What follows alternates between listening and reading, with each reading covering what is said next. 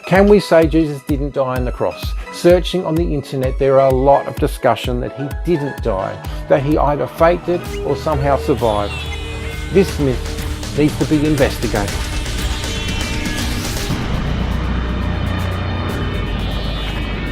If you're interested in unmasking biblical myths, then hit subscribe and just click that little bell to get more videos like this one.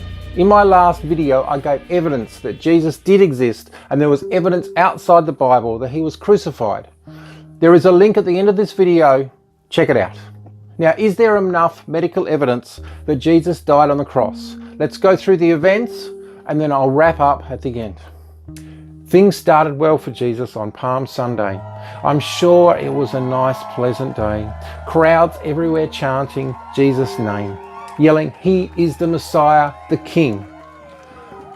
However, things in the background are not going so well. The Jewish leaders of the day, the Sanderhedrin, are not liking it. Even though in the Old Testament, there is many predictions of Jesus coming to Jerusalem and being crucified on a cross, they didn't believe it and thought that he was a heretic, such that he needed to be dealt with. Jump to the Garden of Gethsmany. It's late at night and it's been a long week from the sound of it. Everyone's so tired that they can't stay awake. This is where Jesus is praying and coming back to everyone saying, "Please stay awake." At this point, Jesus is quite stressed in anguish, in agony.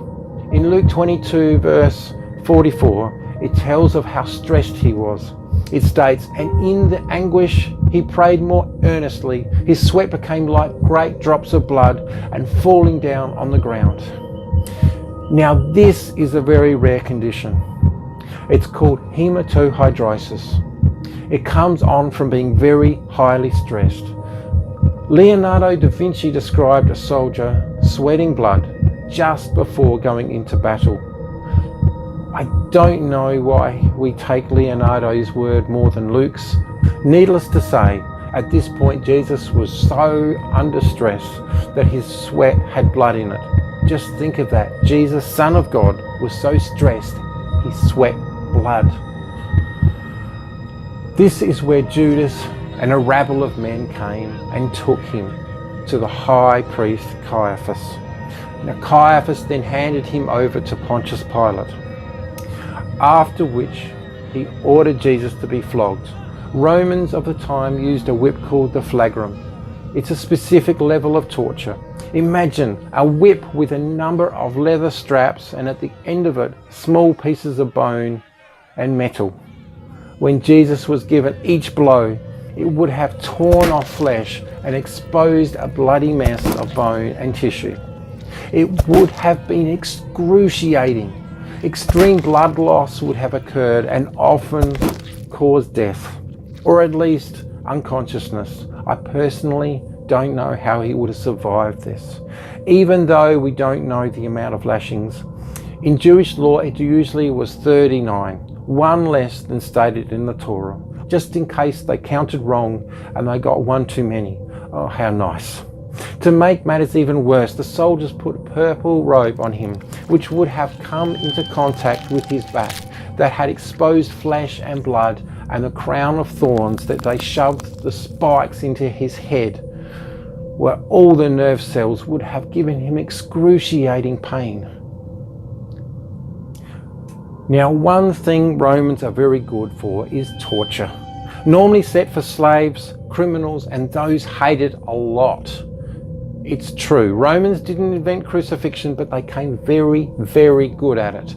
In 312 BC, Julius Caesar and Marcus Crassus, after defeat of Spartacus, Julius Caesar and his army had 6,000 surviving rebels crucified along a 200-kilometre stretch of road called the Appian Way in Italy. This is a specific kind of hatred that unfortunately shows its head too many times in history. It's said that Jesus, after being flogged in extreme blood loss, would have to drag his cross, or even just the crossbar called the patibulum, the distance over 200 meters, The cross would have been extremely heavy. Jesus would have been very weak and in so much pain that he struggled to carry it. The Roman soldiers would make people about to be crucified carry their cross. One, because the soldiers didn't want to do it, but the other reason surely would have been to further weaken someone so they died easier. Jesus kept falling and no doubt whipped over and over again to keep moving. The Roman soldiers would have been so annoyed at how long it was taking that they had to get someone else to carry it for him. When at Golgotha, the site where he was to be crucified, the Roman soldiers then had spikes 7 inches long hammered into his hands. Now the common thought was that he had been getting the nails through the palm of the hand.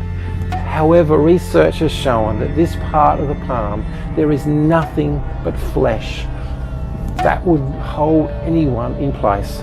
His hands would have ripped out. Some have stated that it would have been more likely to be the wrist. However, research has found that there is a massive amount of bones in the lower part of the palm, and there is even a hole that a nail could go through without breaking a bone. This part of the palm also would be the most painful as well due to the amount of nerves. Next, there is a small stand for the feet, which appears to be thinking of the person on the cross. However, it's mainly due to the feet being put into position to bend the knees so you can't get into a position comfortable. This is where asphyxiation comes into play. With the arms stretched out and with the weight of the body, you would not be able to breathe.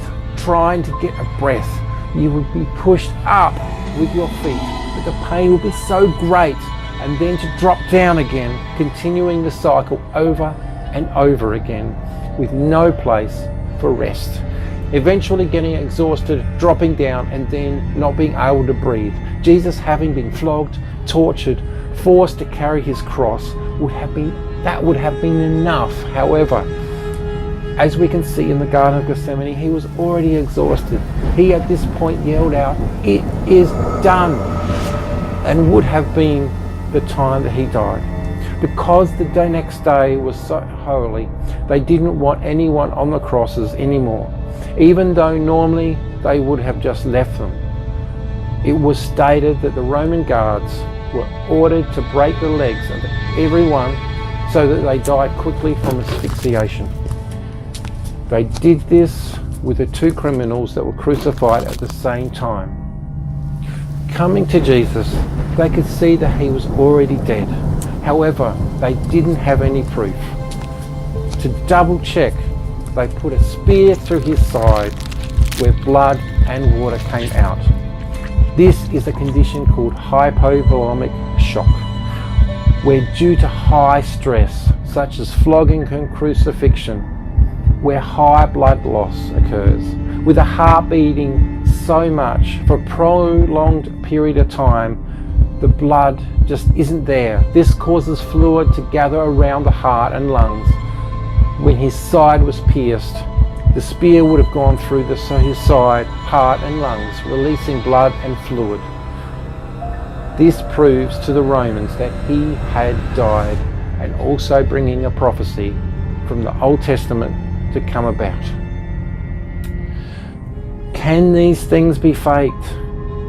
Well, the Roman historians Tacitus and Josephus both have documented that Jesus did exist and was crucified. Roman soldiers could not and cannot take anyone off the cross if they hadn't died or even confirmed dead.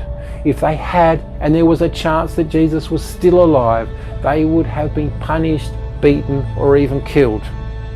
They need to confirm that he was dead.